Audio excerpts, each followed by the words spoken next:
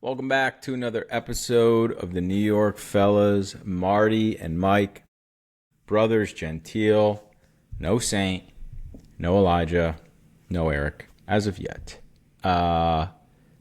Saint's the fucking worst. Yeah.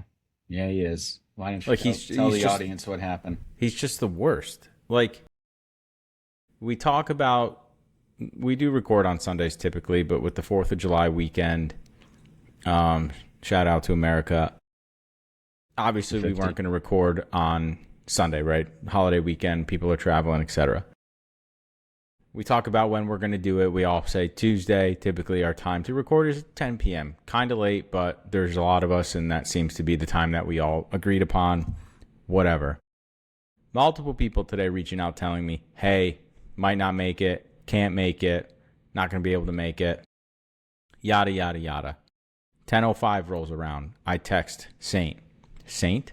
Question mark. He goes, haven't had my personal phone on me all day. Caught up at work. Won't be on until 10:30. You know, and he touts how he's here all the time. And I'll give him that. He's here, but you're constantly late. What do I tell you guys? If you showed up to work 30 minutes late, what would your boss say? He would be upset, but on the flip side, right? If you want to look at it like this, business owner. If you're a business owner, you can show up to work whenever you want. He's not a business owner. The dirty little secret is here, okay? You want to know the dirty little secret about this podcast? What's the dirty little secret? You're dirty little secret. I own 100% right now, and I have thought about divvying up shares, okay? And it changes every week as to how I feel who's going to get a piece of the pie and how big it's going to be. That's the dirty little secret. The dirty little secret is I own 100%. I can't give it. I mean, Elijah's probably the highest right now. Yeah, but you own 100%, but yet you don't pay your employees anything. So the only thing that you can do is to say you're part owner, and then therefore, if you're an owner, no. I think without diving into too many details here, everything that happens outside of this right here, where we're talking, is me. And that's fine. I want to do it. When it comes to financial assistance, I have on multiple occasions people have offered to pay for things and you say no. And I don't need your money because you want to be able to hold it over our heads. That's what it is. Well, here's the thing. Too many hands in the cookie jar, it gets a little hairy. All the liability is on me. I agree. All the liability is on me. So I'm gonna put my New York Fellas hat on because my hair is messed up. It's right here. I'll filibuster. Point being, is this guy is the worst communicator I've ever come across. Saint. Yeah, I know. You know, I want to know, I want to know what he does at work that he can't. I'm busy at work. I know what it's like to be busy at work. You know what it's like to be busy at work. It doesn't take that long to pull this thing out and go, hey, wrapped up at work, gonna be a few minutes late. A few minutes? Half hour, you know? Whatever, but even if he says, gonna be late, or I'm not gonna be able to get on till 10:30, it doesn't take that long to do that. It takes a whole 30 seconds. Yeah, I mean, he pretends like he's actually in the facility of the FedEx plant throwing boxes down the belt to the guy who's throwing them on the truck. Yeah. That's what I would think he's doing, but he's just sitting in an office. He's got all day to text about the World Cup in Argentina, right? He was texting us in a different group chat all day about the World Cup. Was he not? Yeah, he was.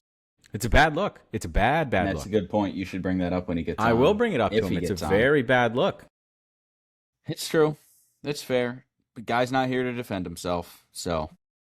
Oh, and you know he's going to have let's wait till he gets on. Fakakta fucking defense as to why he was late. And I'm the only one that's here all the time. I almost guarantee that's what he's going to say. Those words will come out of his mouth. Yeah, I'm the only one who's here all the time. 1,000%. He sucks.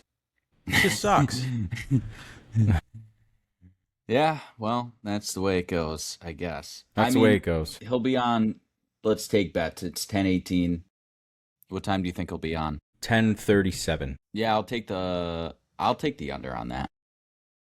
So anything below 10:37, you win. All right. Yeah, I'll take 10:30. Yeah. I mean, not to labor on this point about Saint, but cheese and rice. I mean, he sucks. Anyway, you know who else sucks? The New York Yankees. They suck. They suck. They suck. They suck. I can't do this anymore with them. And even when they have 11 hits tonight, they won yesterday in Tampa, right? It's a 4-game series. You really want to do your best to split, I guess, and walk away still down 4 games in the AL East. At the very best, you would love to win 3 or 4, but who knows if that can happen at this point. Even when they have 11 hits tonight, they struck out a gazillion times. 63% of the outs recorded were strikeouts. Think about that. They tonight compared to 6 over the last 2 nights, the Yankees have struck out 31 times in the last 2 games. History. I don't know if that's Yankee history or MLB history, but it is just not. It's not good. I mean, there's nothing good right now, and like. We can sit here and say that there's a ton of guys that are hurt. Rodon just went to the IL. Fried's coming back. Judge is out. Belly is not playing well. Rice is actually starting to hit the ball a little bit over these last 2 games, and who knows if he can build on that. Yeah, he's going to participate in the home run derby, so hopefully that. I don't know if that'll have the reverse effect of getting him back on the hitting grind. I'm not really worried. I'm not really worried about Rice. Plus, like. Yeah, the whole thing, I mean, at the end of the day, you're a big league player. You have to figure it out. But, like, he's getting different pitches now. Like, he is the guy in the lineup. Yeah. Right now, so he's getting approached differently. Bellinger, I mean, is playing as average can be. He's a 762 OPS, 248 average. That's not, like, you can't have that. You can't have that from a guy like him. Let's see if we can get Bellinger's offensive stats.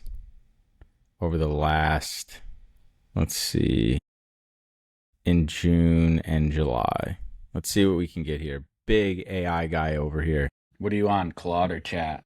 Chat. In June, he hit 228, on base of 305, slug 359, 3 home runs, 11 RBIs, 21 hits. I don't know how to weigh that over the course of a month, but since they lost a lot, I'm going to say it's not good. 228 is not good. 305, whatever, above league average. Slug, not great. OPS, below league average. Not good. Like, this is a guy that I'm not saying Belly has to carry this lineup in the absence of Judge, but you'd like to see a little more production out of him. No, I mean, in the absence of Judge. He does have to carry the lineup outside of Judge. He actually does. Compared to May, he was 304, 415, 578. That's not a crazy thing to say that Cody Bellinger has to carry the lineup when Judge is out. Yes, he's the second best player on the team. He's also the second highest paid defensive player on the team. Second what? Highest paid defensive player on the team. Right. He's making like $400 million a year. Yeah, so yeah, he does have to be the best, not Paul Goldschmidt or Ben Rice. Paul Goldschmidt, who is currently, I think, 0 for 30 and struck out 4 times tonight. He did, but his stats are still better than Cody Bellinger right now. And Ben Rice, I mean, say what you want, he's still playing really good. Everybody goes through droughts, but Cody Bellinger has been in a drought for a long time. And it's not like he was ever really like, he had streaks where he was tremendous, but then he hasn't been like a consistent guy. Well, I think he's been pretty streaky throughout his entire career. Yeah, that's true. Did you see Schumann? Was it Schumann who dove for the ball today? In the outfield today? No, I didn't see him. Dude. It was bad. I mean, he was like 10 yards away from the ball and he dove. And like, it wasn't even close. It literally wasn't even close. We look like a bunch of little leaguers out. I mean, Will Warren tonight, what did he do? Let's see. He's so bad now. Will Warren tonight went 4 innings, 7 hits, 6 earned, 2 walks, 3 Ks. If it's not one thing, it's the other. If you're not hitting, it's starting pitching. Tonight it was you didn't have starting pitching and you didn't even have hitting. You had 11 hits and then struck out every single time. So that's 11 singles and that doesn't do anything when you strike out 17 times. It's not good, man. It's not good. And I put a video out the other day. It said I'm slamming the panic button after they lost 2 of 3 to the Twins. I mean, the Twins are a team that you have historically mashed, right? If you looked at them over 162 against the Twins, they'd be like 140 and 22 or something crazy like that. And they just give up 1,000 home runs. Your defense stinks. The stats over the last 2 weeks are the amount of unearned runs that they've given up is more than the amount of unearned runs they gave up in the first like 75 games and like 20 games. I mean, it's crazy. Like, we talk about this June swoon, and it bothers me to say that because everybody on Twitter just runs with June swoon, June swoon. Yeah, I get it, okay? But, like, this is just bad baseball. Like, they are playing like a very bad team. I don't know if they are a bad team. I don't know if I can say that when the lineup needs to be constructed the way it should be with guys being out. They're a much better team, I think, when healthy. But if guys just, I think Michael Kay said this today, if guys just played to the back of their baseball cards like Bellinger, they would probably be sitting somewhere around 500 in the absence of Judge. But right now, they're I don't even know what they are. They were 8-4 at one point, and then all of a sudden it went south. Yeah, did you see I don't know if it was true, but Judge said that he was going to have a talk with the whole team to address how unfocused they are, is the way that he put it. I mean, I think Jazz even said it. What did he say? Something about being unfocused or whatever and not focused on the task at hand. Cole indicated the same thing. It's like, well, what are you focused on? What are you thinking about other than trying to win baseball games? Yeah, and if you have multiple guys saying it, like, I don't understand what else you need to do. Like, I know we talk about getting rid of Boone very often. All of Yankee universe seems to be on the same page with talking about Aaron Boone not being the manager. And at some point, you have to question, like, is this guy's leadership in the locker room actually working? Yeah. And right now, it doesn't seem like it is. There was, throughout his tenure, there's been Junes where they've done very well. But over the last, like, 4 seasons, June, July, they just go, like, forget how to play and play sub 500 baseball. And they get off the hot starts, okay? And then that carries them into the playoffs because of the hot start they got on. I think that, well, I saw something today where the 9-19 Phillies who fired their manager have officially surpassed the Yankees in record. Really? I think it comes down to, it is the manager, because the guys should be playing to the back of their baseball card a lot better than they are. And it's not like they don't have a talented team, even without Judge in the lineup right now. Like, they still have a talented team. The only thing, he could have only gotten that idea from Benjamin Netanyahu. That's it. What is that from? You know the video? It's John Kerriak. I'll explain it later. Benjamin Netanyahu. The Dodgers are close to forming a nuclear weapon. Benjamin Netanyahu. The Dodgers are close to forming a nuclear weapon. But no, I think at the end of the day, it is Aaron Boone. I don't think that the message is not being received by the players for some reason, because it's stale. It's the same shit year after year. Yeah, they are talented. They are more talented than what they are playing right now. And at some point, you have to look at, okay, we've always had talented teams. We've always had players that can play, but we always hit these same situations. Who is the only consistent throughout that entire time? It's been Aaron Boone. The manager and the GM and all the sycophants upstairs. Yeah, they've been able to get to the playoffs. That's not like an impressive thing. When you are an organization that is somewhat put together, right? The Mets are an organization that is not put together. They have a big payroll, but they're not put together. When you're an organization that is somewhat put together in a large payroll, it's not impressive. What do you think that if you took these guys from this organization and you put them in the Rays, do you think that they would be able to have success with the payroll that the Rays, like the success that the Rays have had over the years with the size of their payroll? Do you think that the masterminds behind this organization would be able to replicate that? No. I don't think they'd come close. I don't think they would. It's a good point.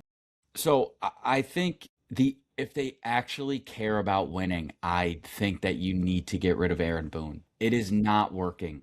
It's not working. It Yes, he's hasn't gotten to worked the for the last playoffs, 9 years. but you have it. If you believe in your team, if you believe that the squad of guys that you have is good, but something is not working, and it always seems to not work at the same problems pop out and it's the same time of year. You have to make a change. You, it's the definition of insanity is doing the same thing over and over again and expecting a different Yeah. outcome. And that is what they are doing with Aaron Boone as the manager. I mean, it's deeper than that, right? It's Aaron Boone, it's Austin Wells, it's Anthony Volpe. I mean, Ryan Garcia on Twitter says 245 MLB hitters have at least 200 plate appearances in 2026. Here's where Austin Wells ranks among them in average 151, 245th, on base 246, 245th, slugging 229, 245th, OPS 475, 245th. He's the worst hitter in Major League Baseball, and you're running this guy out here almost every single night. Ali Sanchez tonight was 2 for 3 with an RBI. That's more production in one game than Austin Wells has given the Yankees this entire year, even with him hitting a solo shot last night. I mean, running Anthony Volpe out to shortstop, okay? Like, the Yankees are... They're below 500. They're below 500 when Anthony Volpe starts at shortstop. They're 31-17 when Caballero starts at shortstop. I get it. When Caballero was starting, the lineup was different. Things were different, okay? But Anthony Volpe cannot play shortstop. Like, I literally asked ChatGPT earlier to give me some stats around these guys and what they're doing in terms of, like, what do they look like defensively, right? Outs above average for Caballero and Volpe, both plus 10. Defensive run saved, both plus 10. And for outs above, wait a minute. Excuse me, I read that wrong. Jose Caballero for outs above average is plus 10. Defensive run saved is plus 10. Anthony Volpe's plus 6 and plus 9. Like, what underlying defensive metrics or metrics at all on both sides of the ball are the Yankees looking at and saying to me as a fan and you as a fan, well, we see that there's something there, right? What does the eye test tell you as a fan when you look at both of them? Volpe has a tough time making the normal, average, run-of-the-mill play at shortstop. You can see it. You can see it. His arm is not good. It's not a good arm. He's slow to turn double plays. You can see it. Like, literally, ChatGPT gave this to me, okay? Caballero, quicker first step, both sides, smoother on double play turns, has made fewer mental mistakes. Coaches have repeatedly praised his reliability, which is a big reason he kept the job after Volpe returned. Volpe still has very good range, strong baseball instinct, arm strength and accuracy.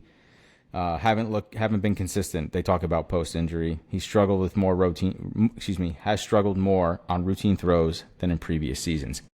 That's a fucking computer telling me that. AI. Well, artificial intelligence. I know it's pulling information from the internet. Like, I get that, but what does the eye test tell you with this kid? He can't play, man. He just cannot play. Yeah, maybe Just can't. maybe he could have played at some point, and then he got injured, and it kind of derailed him. Like, it's not your No, responsibility. you know what? It's not to the feel bad injury. for this kid and to just I mean, and then you got these stupid Yankee accounts. These dumb. I hope they're listening. These Hold on a dumb minute. Yankee accounts. Getting a call from Saint here. Oh, let's see. Hello.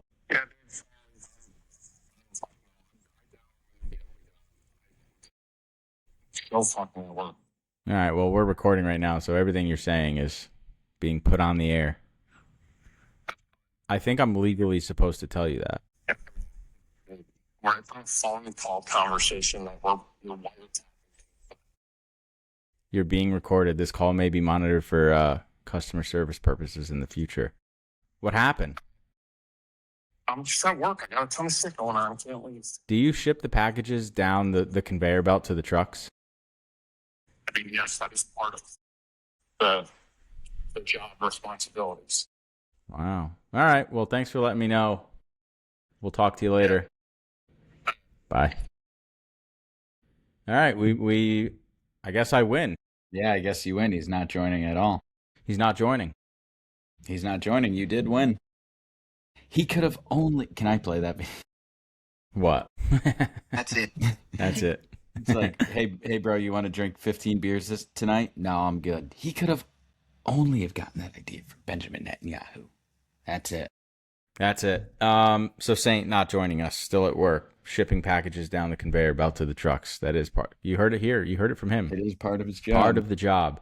I don't know, man. Just, back to the Yankees. I don't know what to make of what's happening right now, other than like, it just sucks, and it's not fun, and it's not fun to tune in to watch these games. Like, you have a feeling as soon as you turn it on, they're gonna lose. Like, there's just nothing fun about what's happening right now. Yeah, I wish I had more to say on that point, but it's true. I think it again comes down to Aaron Boone. I don't know what else it could be. I mean, look at the Phillies. They did it. They're a good lineup. Obviously, something wasn't clicking, and they got rid of their manager, Donnie and Baseball. and now they have Donnie Baseball. And like, I'm not trying to give credit, but like, I'm giving credit to more of the shakeup. But like, yeah, maybe it lights a fire under these guys, and it's not like there's just. You know what's funny is Kay said this on his show the other day. They got to do something that's going to light a spark in this in this clubhouse. Someone's got to be sent down that you wouldn't think is going to be sent down. Someone's got to be cut that you don't think would have been cut. Do something. Yeah, because just doing what you're doing right now doesn't work. Working. Yeah, it. I'm at the point of like, yeah, I don't think that it's another year that's not our year, because we have, and I hate to say it because it's something that Saint's been saying for a long time. They just have such deep. It's like a house. It's a house built on sand. That's what it is. And in the foundation of the organization, which is your front office and your coaching staff, has a fundamental issue. It has a deep fundamental issue that they will not address. Well, they I mean, haven't you heard it hired the a other new player since 2009. What are we talking about? It's almost 20 years now. I mean, what did Boone say the other day? He goes, "We're not popping the ball out of the yard." No shit. You're not hitting the ball at all. Yeah. The thought process with the Yankees is, it is boom or bust. We are going to hit home runs, and yes, you're going to hit a lot of home runs, and you're going to win games. Like, it's just, but how about like, hey, maybe we got to be better at situational hitting. Hey, maybe we got to get some guys on and steal some bases. Like, for him to just come out and say like, well, we're not hitting home runs, or whatever he said. Like, that's the mentality. The mentality is we are going to hit home runs, and we're going to hit home runs. I don't know what I'm trying to say here. Hit our way out of this by hitting home runs. Our way to the World Series. Like, the message is broken. The philosophy is broken. The manager, the message is stale. Total morons. It's just, there's nothing good. Nope. I mean, what do you put? It's just, I feel like everybody in the world knows what the problem is, but we're gonna do everything else, and we're gonna put lipstick on a pig. Well, I mean, it goes back to everything else, but actually address the real fundamental issue. It goes back to just the messaging that the manager sends out there, telling us that Ascar is a top 15 catcher in Major League Baseball, when he's your backup catcher. And if he was a top 15 catcher in baseball, then why is he your backup catcher? So that means you think Wells is a top 5 10 catcher in baseball? Top 10? It's absurd. He's the worst. And you send Ascara down. Yeah. I'm just so crazy. Like, I'm just so tired of just like the I'm not even gonna kill him for when he said when they got swept in Boston or whatever, and he's like, you love it, we love this, like, you gotta love it, baby. I get it. It's a grind, man. 162 is a lot. And you're going to have, parts of the season where you're dog shit. And then what they do is they follow up with even more dog shit by striking out 31 times over the course of 2 games, which has never been done, I think, by the Yankees or in MLB history. I have no idea, but one of the two. It's just, this is a very somber, boring podcast, but they give us no reason to talk about anything exciting. Even when you win a game yesterday, it still doesn't feel great. The only bright spot right now is Cam Schlittler. That guy's a dog. Yeah, he is. I like how he's not afraid to talk his stuff to the people. Right. He wants to, shake it up a little bit, have a little chip on his shoulder, have somewhat of an attitude. Yeah, he should.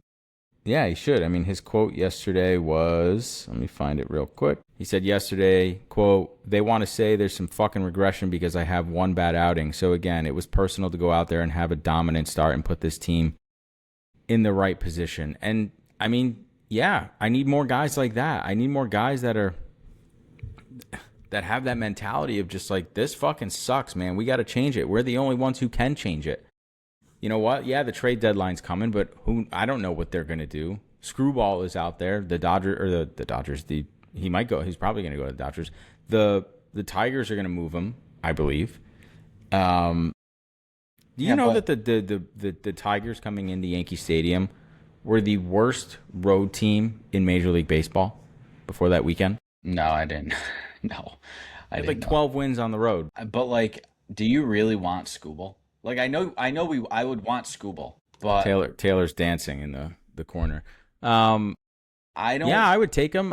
Take anybody you want except Lombard Jr. I don't think that he is going to be our lineup. Our catchers are awful. Yeah, they're automatic outs. We are playing with 8 players pretty much. At this point, like Scooble, like I think you call and you find out what it's going to take, but that can't be the only trade that you make at the deadline, right? Like, you have to get a right-handed hitting catcher.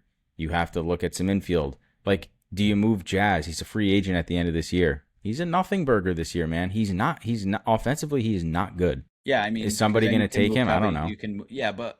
But then you have an issue of like, all right, you move Caballero to second, and then you have Volpe as your everyday shortstop. Yeah, no, I get it. Here's how you fix it, okay? This is what the lineup needs to be every day in the absence of Aaron Judge. Cody Bellinger in left field, Trent Grisham in center, Dominguez in right, McMahon at third, Caballero at short, Jazz at second, and Rice and Goldschmidt flip-flopping at first base, and between DH and first base. And at this point, Ali Sanchez right now is probably your everyday catcher. And if you're facing a left or a righty, maybe you throw Wells in there once a week, twice a week. I don't know. But that needs to be, you have to put your best players on the field in order to get yourself out of this funk, this slump. That's it, man. That's all you can do.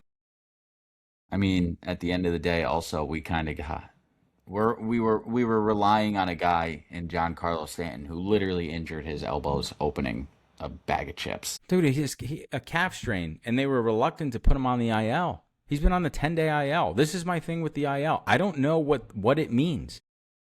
What does it mean? It's been 100 days. It's just, I don't know. Yeah, I don't know why they... Like, that was the problem. Like, we get fooled every year by these guys. With him specifically. We were relying on a guy who actually, he injured himself opening a bag of chips. No, he didn't injure himself. Excuse me. Opening a bag of chips. His elbows hurt so bad he couldn't open a bag of chips. Yeah. And that's who we were relying on. We were placing weight on him, being like, Giancarlo, he's gonna be the guy. Like, do you know what they traded? Like, when they traded for him, do you know the season that he had just come off? I know, it was absurd. He was an MVP. He was an MVP, 59 home runs. I mean, anybody in their right mind would have made that trade. I'm not going to kill cash for that. But all of a sudden, he goes from this dominant player with a limited injury history at that point. I think he had got hit in the face, so no fault of his own. So all of a sudden, his body just breaks down.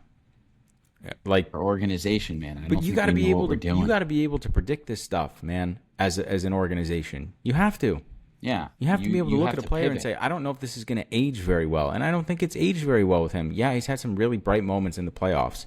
2024 ALCS MVP. Like, yeah, that's great. And if they don't win a World Series with him, total failure. And it's looking like they're not going to, because I don't know if he can stay on the field. Dude, we're not going to win. We're not going to win a World Series with Garrett Cole and Aaron Judge on the same team in the prime of their career. That's where we're trending right now. I'm willing to bet that if you fired Aaron Boone today, I'm willing to put a good amount of money on the fact that they would probably go on a run, that they would turn it around and they would look. Yeah, you get a little spark, you win like 10 in a row. Not even that. Like, I think that they would be a fundamentally better team. I mean, it's just you put in Jorge Posada. Yeah, give me Cheetah as the GM. That's who I want. Jorge Posada. he's my manager. I mean, just like that's even like the other side of the coin there for me with these people is like you just throw out legends of the past and expect them to just like plug and play and it's going to work. Like that's not how it works either. You can't just take a legend from the 1990s, early 2000s and say like he would be a great manager. Like how do you know? We should How do have you have any signed. idea? We should have signed Don Mattingly. If you're talking about Yankees legends and somebody who actually knows baseball, we should have picked up Don Mattingly when we But could. here's the thing. The reason why it makes sense to maybe bring in Mattingly is because he's been a manager before. He's done this. Yeah, I know. That's what I'm saying. Look at him Jorge now. Posada hasn't been in a fucking stadium since he retired. He doesn't even watch baseball anymore. Yeah. He said it. I don't watch the game. It's garbage. Okay, so how do you expect a guy who thinks the product is garbage to come and manage it the way that the Yankees want him to manage it? He can't. He won't. Nope. It's just bad, dude. We've been literally complaining for 30 minutes. Yeah, it's nasty, man. There's nothing to talk about. It's so bad. Did you see the umpire miss Jason Dominguez's challenge call the other night? No. What are you doing? How do you not see it? How bad was it? A millisecond after the pitch was called the ball, he went like this, and he didn't see it. What are you doing? They've had multiple in other games too. Your job is to call the strike or call the ball. And then if the player says, nope, I want a challenge, your call is to pause the game and then say, hey, Yankees are challenging the strike call or the ball, whatever it is. That's your job. And you can't do that. Yeah, I mean, he literally tapped it. Do you need him to slam his hand on top of his head harder than he did? I don't know what the guy was looking at. Did he not do it with the right hand? I don't understand. And I don't know if it had an impact on the game. They won the game, so whatever, but it's the principle of the principle is your job is to call the pitch and then see if a player wants to challenge it. He didn't do it late. You didn't see it. And we are impacted because of your mistake. Like that shit drives me nuts, man. Yeah, it does. Robo-umps, they're coming. A lot of these umpires are getting bought out of their contracts. Yeah, I saw, what's his face? Just, was it CB? Yeah. CB Gone. took the buyout. Good, man. Get out of here. Nobody wants to see you. I did see something interesting on Twitter today, actually, believe it or not. It was, I'll tell you in 1 second. So Mike Francesa on his podcast says that the Mets will field offers for Lindor, which I think they should, to be honest with you. I saw somebody say that the Yankees, but that was like, I don't know if that was just some, people just throwing it out there, but would you He's take making him? a fuck ton of money. I don't know. He's making like $30 million a year, man, and he stinks. So what am I, trading one bad shortstop for another? Oh, he's a lefty. He's a switch hitter. Okay, I guess. I mean, Yeah, but one of them is actually a good player. I would rather go into a game with a seasoned veteran who I know can play as opposed to a kid that they tell me can play and I can see that he cannot play. Pretty much, yeah. So to answer your question, like, sure, I guess. I don't know. So Francesa says that the Mets will be trading or will be fielding offers for Lindor. And Ken Rosenthal went on, Ken Rosenthal, right? The little guy who wears the bow ties. Mm-hmm. He goes on to Foul Territory, the podcast, and he says, quote, with all due respect to Mike, he's not a beat reporter, and I haven't seen this from any of the beat reporters. You mean to tell me that Mike Francesa, who's a New York radio legend, is not connected? Make that up. Is not connected in New York sports? You think Francesa is just making that up? You don't think Mike Francesa has the ear or has the ability to talk somebody in the Mets organization very high up, or a beat reporter in New York? Why would a beat reporter have more credibility than Mike Francesa? Because they cover the team on a daily basis, maybe. I don't know. Yeah, but Mike Francesa, like, he's not somebody who would just say something for no reason. If you or I on this podcast tonight were like, you know what, I heard around the streets of New York that the Mets are fielding offers for Lindor. And Ken Rosenthal goes on to Foul Territory and says, yeah, with all due respect to the New York fellas, like, they're not beat reporters. I haven't heard it from any beat reporters. He would be right. Because we have no credibility in this space. Yeah, but if Mike Francesa says it, I don't think that he would just make it up. Dude, these beat reporter guys, the Ken Rosenthal's, Nauseating. who's the other one? The two other guys. Who are the two The- guys I'm thinking of? Not Jeff Passan.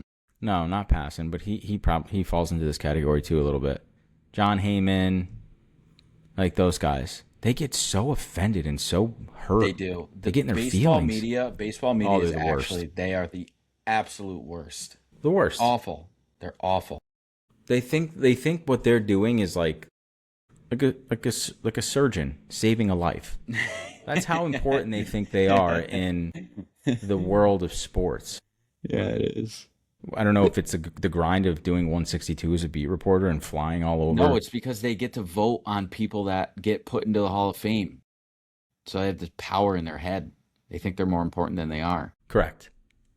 The fact that, they get to decide who the greatest baseball players of all time are and who gets Yeah. to go into the Hall of Fame. It's crazy. A writer. Some random guy from Cincinnati who just has followed the Reds his whole life. You applied to a newspaper when you were 21, fresh out of college, stayed with that company for 100 years, and you get to pick who goes into the Hall of Fame. Not the players. The NFL does it right. The players decide who go in. The Hall of Fame, the people in the Hall of Fame decide, right? That's how it works in the NFL? There's a committee. I don't know exactly who makes up that committee. I think they're in Major League Baseball. There is somewhat of a players committee that can select guys, and it's like maybe one or two guys that they can select. I'm speaking out of turn here a little bit, but I know there is some form of a committee. But my heavens, I mean, the Rosenthals, with all 50-person due selection committee. respect to Mike. Media members, one from each city in the NFL, up to 17 members who cover the game nationally, which sometimes include former Hall of Famers. And then one member appointed by Pro Football Writers of America. Whatever. I mean, either way, Ken Rosenthal being a little bit. I didn't hear it from a beat reporter. Dude, Yeah, give he me sucks. a break, man. Yeah, he sucks. All right, what one are we of our- moving on to? Well, I got a few more Yankee things. One of our correspondents, Alex Godzak, who said he just crawled into bed when I asked him if he was ready to come in out of the pen, said no. He's asked a lot to come out of the pen too. Yeah, he has. Finally, give him a shot. What's This- the best ability, Mike? Availability. And he soiled himself. Alex soiled himself when I asked him to come on tonight. Alex Frodzak. Alex Frontak. We could dive into a lot with him and his fraudulent behavior. We're not going to do that.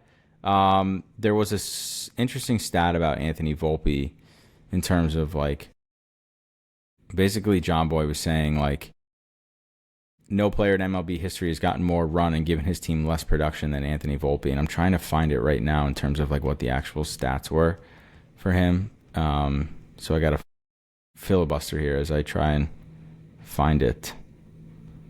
Scrolling deep. You got anything to add while I look? I see Alex texting in the group chat. I go, Alex alive and well in the chat. Needed him big time tonight. No show. You cut out. What'd you say? I said, Alex is texting in the group chat. I go, Alex is alive and well in the chat. Needed him big time tonight. No show. Yep. Soil himself. true. Anyway, I can't find it, but even if you just read the tweet and whatever or whatnot, but like, yes, this kid has gotten tremendous runway with this team, and he has done nothing. He's done nothing. Michael Kay always says like, oh, he had a home run, a grand slam in the World Series. So what? A World Series that they lost. So what? He put one good swing on a ball in the World Series and hit a grand slam, and now that gives him carte blanche to be the shortstop forever? Is that how we're supposed to look at it? Yes, that's what I was saying. That's what I was saying earlier. I hope any of the accounts are listening. People that post videos of Anthony Volpe, you're breaking up. I think it's you, Mike. It's not me. But It's never me. It is you. It's Mike. I have a live stream going right now, and it's not cutting out at all. My Wi-Fi is full Well, it bars, seems- buddy. So is mine. What were you saying? It's got to be Keep one going, of us, man. Well, now you got me all flustered. I don't want to mess up. But the video people who post the video of Anthony Volpe hitting the walk-off home, or hitting the grand slam in the World Series, and they're like, they could never make me hate you. He sucks. What do you mean never make me hate you? He stinks. He's not good. He's not a good baseball player. Maybe he is in another market, but I don't know about here. It's just not working. It's not working. This podcast isn't working. Oh, it's not. We're gonna. No, it's not right now. I don't know what's going on. I think it's fine. We had a good keep rolling. 40 minutes, and then all of a sudden it went away. World Cup. I know Eric wanted to talk World Cup, but I don't know if he's going to join. So, I mean, the USA massive letdown last night against Belgium. Yeah, I mean that third goal, really. That I don't even know what that guy was doing. Like, why did he come so far out of the goal on that? The third goal. Oh, the keeper. He's an MLS guy. He comes out of the box. Makes like a decent play, and then goes to kick it and hits the ground first, falls over, and then the guy takes it. He did the Young Wei Koo or whatever from the Giants, that extra point kick where he fucking kicked the ground first, you know? I mean, it was just like that. And we talk about, I mean, Aaron was talking about it last night. He's like, I'm so sick of the positivity. I'm so sick of it. And like, he's not wrong to say that. Like, all we do is talk about what they could be, right? And like how we need to look to the future, and is this going to encourage more kids to play soccer? And like, you know what? After today, I'm back to not giving a shit for the next 4 years. Like, just don't care. I mean, like, I know that this team is more talented than any team that we've had in terms of like guys playing at the best on the best teams across the globe, right? In Europe, right? So I know that, but at some point, like, you got to see your return, and to get knocked out in the round of 16, which in reality, like, they added a round, right? They added more teams. So like, you would have just, if you get out of the group, you're in 16 anyway, according in previous World Cups. I don't know. It was not fun to watch. Yeah, but I mean, it goes back. If you don't give up that third goal, right? And then that run that they went on, where they actually had a couple of shots on goal in the last 10 minutes of the game, 20 minutes if you add extra time, which dumbest thing in the world. It's a totally different game because now you're only Belgium down one might goal. Play a little. They might play a little tighter, right? Exactly. You put one of those in, and then it's like, oh, all right, we're tied, and like but now it's like, all right, even if you put one of those in the 80th minute, you're still down a goal. That's what the announcer kept saying. He's like, 10 minutes left plus stoppage. It's like, bro, do you not realize that they're down by 2 goals right now?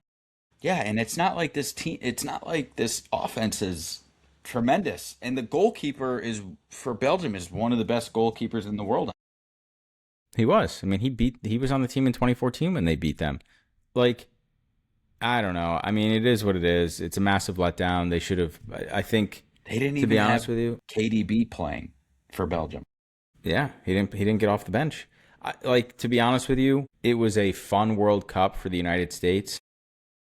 Great, but you laid a massive stinker in that game last night, and it kind of puts a little blemish on the entire World Cup and your performance in it. Like, I'll give it the entire hosting. Yeah, come. That's what it's called. Yeah, Canada, U.S., Mexico, come. Gone.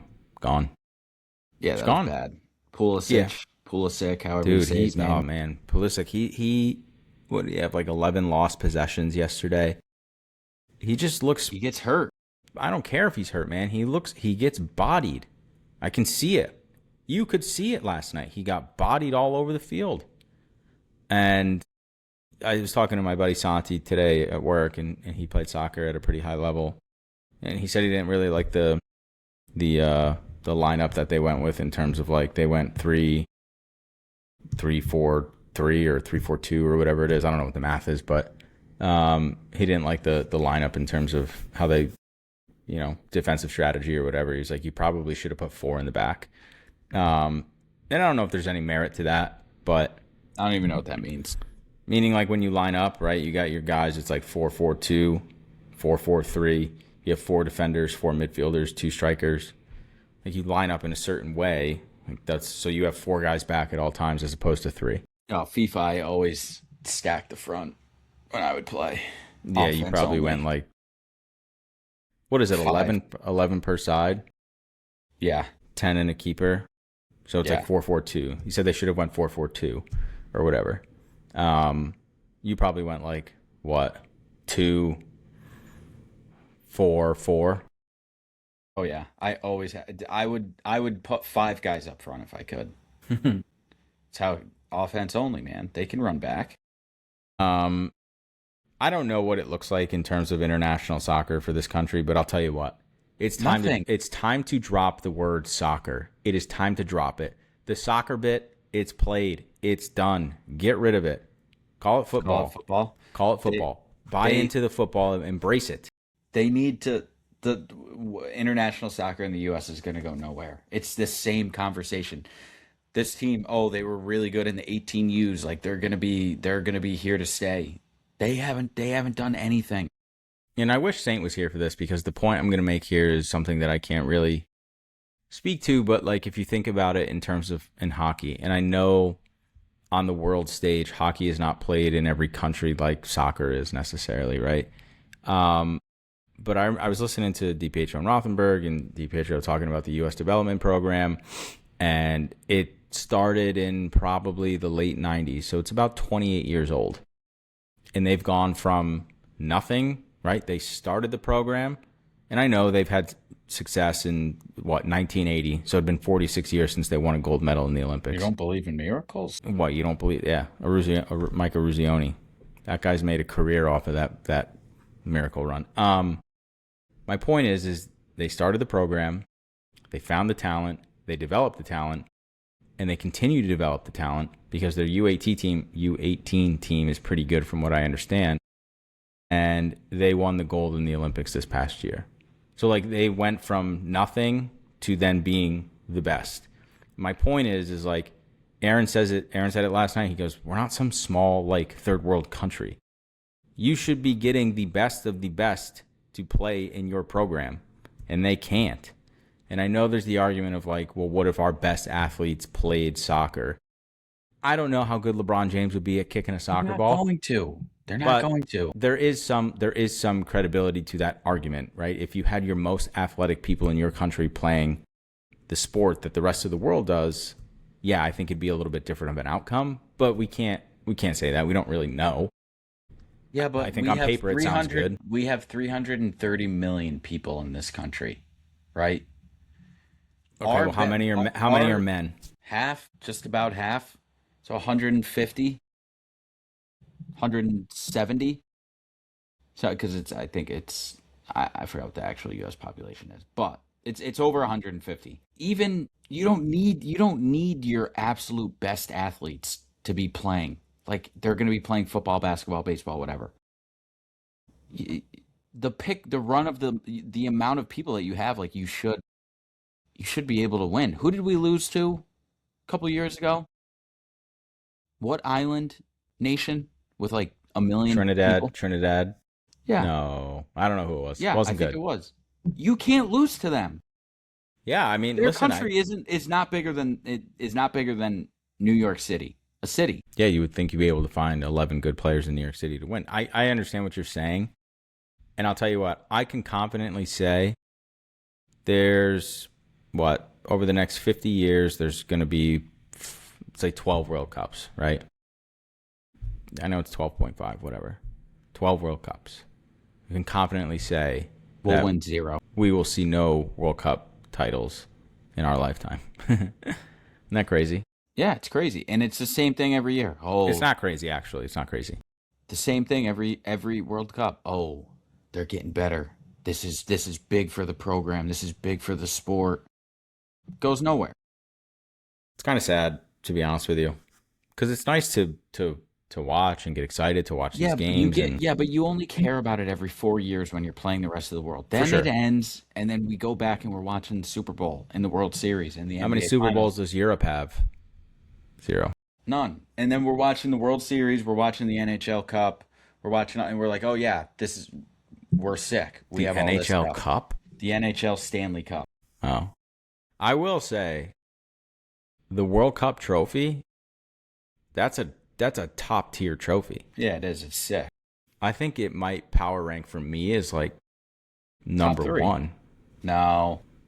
I think I'm a love the little. World Series. Yeah, the World trophy. Series trophy, I guess, for me is number one. I'd probably go. It's better than I don't think the Super Bowl trophy is that cool. It's ugly. It's awful. I would probably go World Series. This second, I'm going to go World Cup 2 and then Stanley Cup 3. And then the Larry O 4. And probably football 5. I'll go World Series 1, World Cup 2, Stanley Cup 3, Finals, the glass football for the national championship back in Do like they still 20. do that? No, I don't think so, but that was They get awesome. like the wooden plaque that says NCAA. You know how they get that in like do you remember that?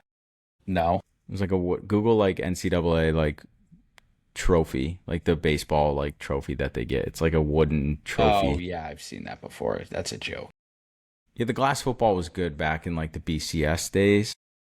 Yeah, now it's like that. It looks like the bottom part of the Super Bowl trophy. It's just like a cylinder. I would rank the NBA Cup trophy over the Lombardi. Yeah, the Lombardi is really not that nice. It's Awful. pretty stupid looking. It's awful looking. World Series is dope. You got all the flags on it. Yeah, that's what I said today. Actually, I was talking to somebody about this. That's my number one. World Cup though, top tier trophy. It is. You know what's a good? You know what we can talk about for the next 10 minutes? Remember the conversation we had here at my apartment? Could you survive a nuclear blast in New York City? Again, it goes down. All right. Comes down to what kind, right? Realistically, where is it hitting? Okay, so let's say for the purposes of this conversation, we could talk about where you used to live, and I'll talk about where I currently live. I'm not going to give you my exact address because we have millions of people that listen. I'm in West Chelsea. I'm all the way west, and I'm in the 20s. Might have given away.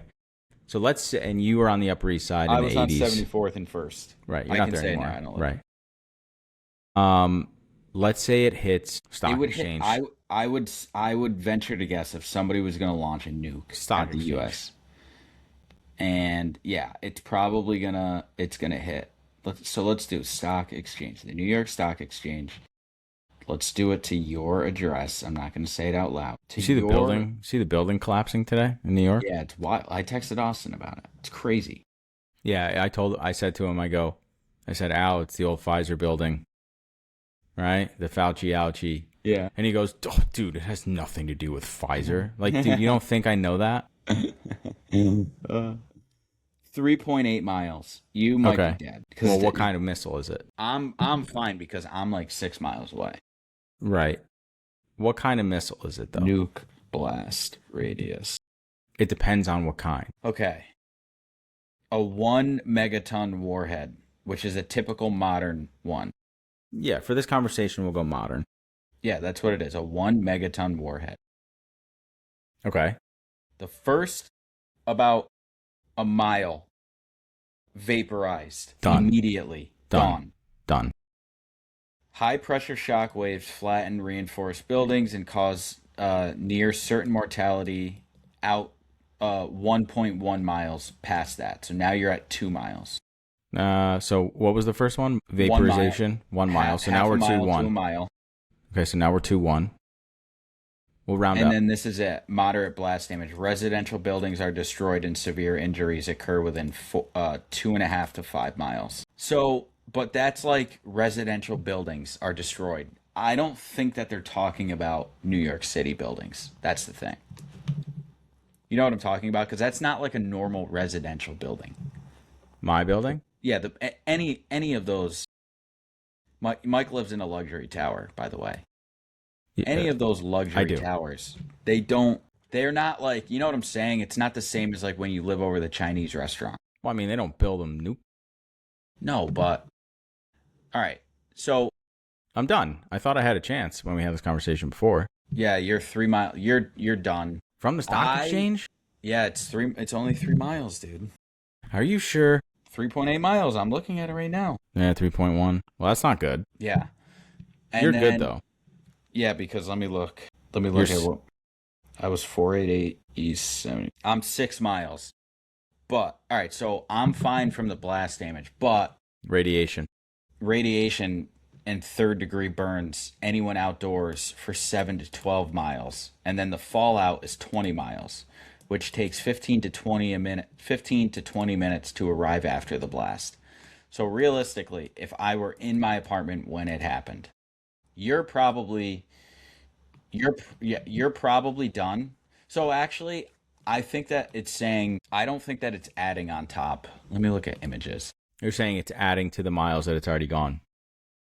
Yeah, I don't think that So like that's 1.1 is the total destruction. Everybody's dead. yeah. You're saying it only goes 2.1 from that, or another 1.1 from that, or 1.1 from the blast. One half a mile is totally vaporized, 1.1 miles severe blast damage, and then 5 miles total. 2.5 miles to 5 miles. Buildings are destroyed. Moderate blast damage. It's not. So let's go. It's not totally flattened. So I think that you would be your building. I can. You have over a 50% chance of your Okay, there's a building not chance. falling. There's a chance my building stands. But you have to get out within 15 to 20 minutes, and you have to get 20 miles out. That's impossible. It's impossible. What if I jumped into the Hudson? What I would do is realistically, I'd probably run to the 6 subway, and I would get in the tunnel, and I would just run as far as I can, because that'll take you But do you think to the you're not going to Bronx. get 20 miles? No, but at least I'll be underground as long as I can, and then I'll take my chances with with the radioactive fallout. But don't you think because it hit in Fidei, it's going to shoot up the subway tunnels? Yeah, but still, I'm 6 miles out. You really need the Hudson River or the East River to be flowing, the current to be going north. Yeah, if it's flowing north, you get in the river with a cushion. You float up the river. Yeah, but you couldn't get 20 miles with a current. No, but you current got to could be going strong. Yeah, you could maybe get, if the current is going strong, you could maybe get like 3 miles. But now we're talking, all right, you're 3 miles away. I'm 6 miles away. That means I have to get 4 miles to get to 10 miles away from the nuke, from where it blasted. Right, and I have to go 7. You have to go No, 7. 6.2. So I would say like there's maybe like a 20% chance, 30% chance of me surviving, 15 for you. What's going to get me, though? Probably, I'd burn to death. yeah, it'd probably be that. It would be the, yeah, that's what it would be. I turned it down. I turned it down. I turned it down. I turned it down. That's It's a I big mean, man. that was like whoever came. I think it was Aaron who came up with that idea. We should literally just stream us watching reels and just talk about them and reenact them for 15 straight minutes, and then go to the next one. Yeah, we should. I turned it down. You're out, Mike. So good, dude. It's actually kind of sad that that's what runs through my head 60% of the day. No, it's good, man. It's fun, right? It's lighthearted stuff. It is fun. You know what? Aaron's Turns not it even down. he's not even gonna listen to this. No. He told me Some big already. man. He already told me, like, he goes, yeah, last week good podcast when it was you and Saint couldn't finish it.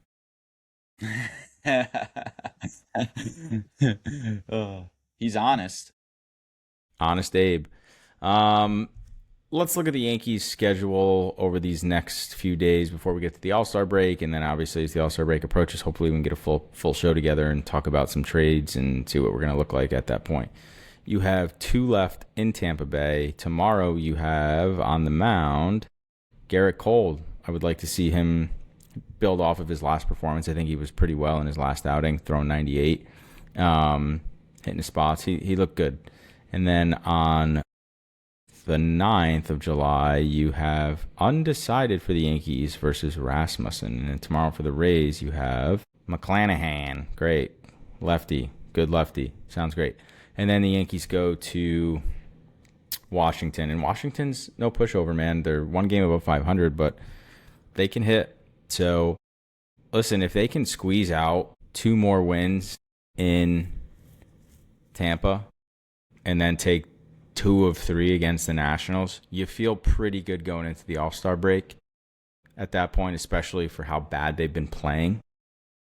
So that's 1, 2, 3, 4 over your next 1, 2, 3. Excuse me, 1, 2, 3, 4. Jeezums. 5 games. Right? I mean, I'd sign up for that in a heartbeat. Yeah. I'd sign up for a split with Tampa Bay and 2 of 3 from Washington.